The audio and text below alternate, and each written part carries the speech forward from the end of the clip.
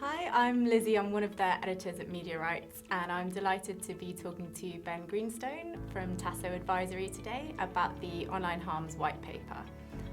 Ben, do you want to tell us your kind of knowledge of the paper and your involvement? Yeah, sure. So I'm currently the director of Tasso Advisory, which is a public policy consultancy working mostly with technology and creative businesses. Prior to that, I worked for ministers at the Department for Digital, Culture, Media and Sport on a range of issues, including the Online Harms White Paper.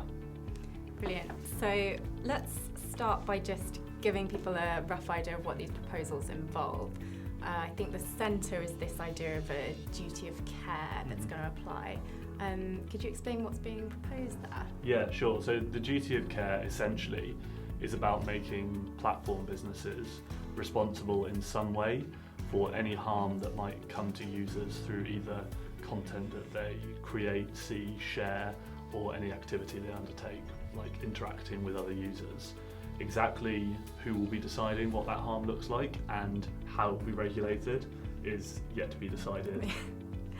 And some of the obvious targets here, big tech platforms, Facebook, YouTube, but the scope as drafted is looking very wide. So what other kind of companies might be affected? So the scope is really clear, actually. I think in what it's saying is if you use user-generated content on your site, if people can access it, if they can discover it, if they can share it, or if they can interact with one another, then you are probably going to be in scope of this. There are provisions in the white paper for taking a reasonable approach, a very legal approach to it. And we'll see what that looks like, whether or not, for instance, SMEs are exempt, charities are exempt. It doesn't look like that will be the case, but I think basically from Facebook through to Riot, through to Epic Games, and then probably far beyond. And how are they currently planning to ensure people comply with this duty? Well, the most obvious way of enforcing this duty is through the threat of a big hefty fine. I think it's inconceivable that that fine will be less than the maximum of GDPR, so 4% of global annual turnover for the last financial year, or 20 million euros, whichever is higher. For a bit of context, for Facebook last year, that would be $2.232 billion as a fine if they got the maximum. That falls under hefty. Yeah, exactly. But they're also thinking about other means of enforcement, because obviously you don't want to necessarily go straight in with a fine every time. So for instance, we've got things like naming and shaming, moving some liability directly and personally onto directors. Things like that will be thought of and kind of pushed forward, and potentially even the blocking of services. The reaction, there's been some strong reaction, particularly from the Internet Association and kind of lobbying from tech companies.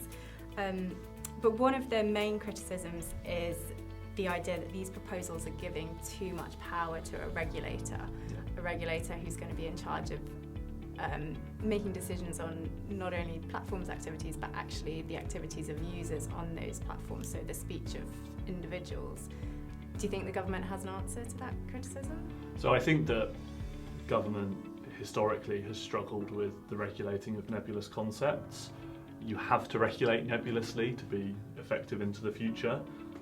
If you regulate for specifics, the world will change, and if we look at what Facebook looked like 10 years ago, I mean, if it even existed, I can't actually think now, then 10 years ago, if we'd regulated, it would already be out of date.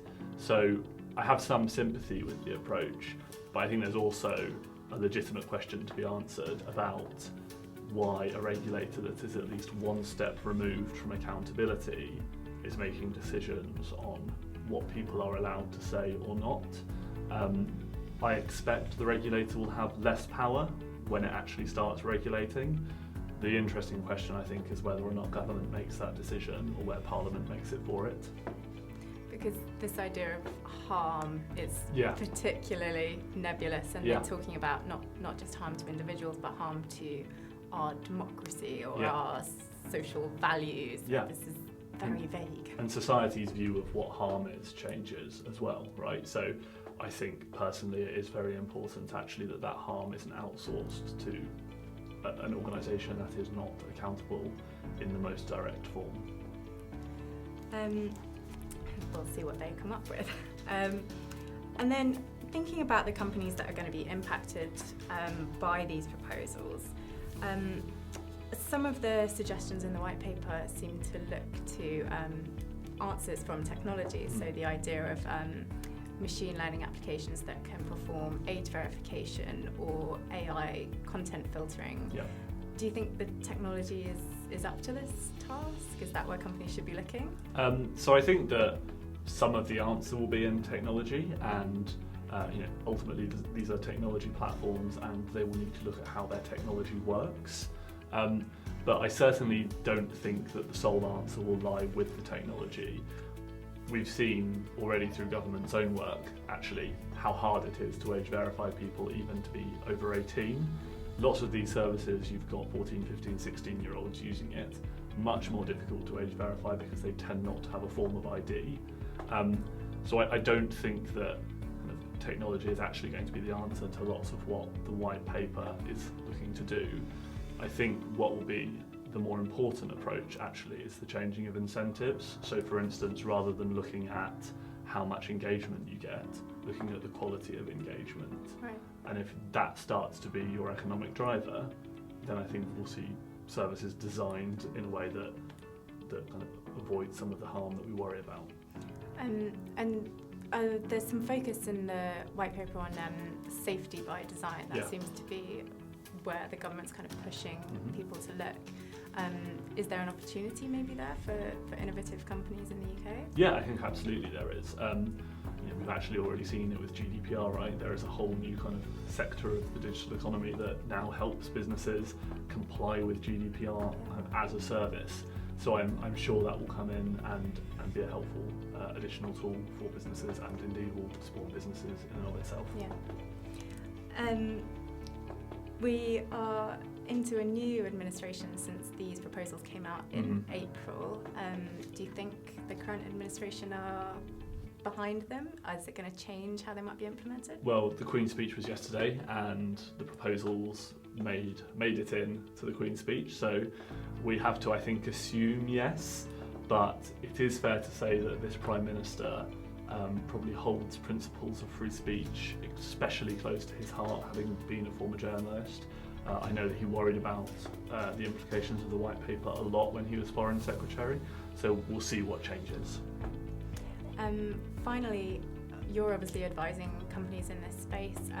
What's your advice at this stage? Are there steps you could be taking to get ready for these proposals coming in? Are there steps that could help influence the final shape of them? Yeah, so I think it's really important that businesses aren't just ready to comply with regulation, although that is really important. They're also ready to shape what the regulation looks like, not just so it kind of works for them, but also so it works for what the government and what society is trying to achieve. So the consultation has closed, but I think businesses should still be engaging with government, with media, with society and with their peers actually, and to make sure that these proposals end up in some workable form. In terms of what individual businesses should be doing, I think this is too big a topic to give kind of general advice on, so talk to your advisors. Yeah.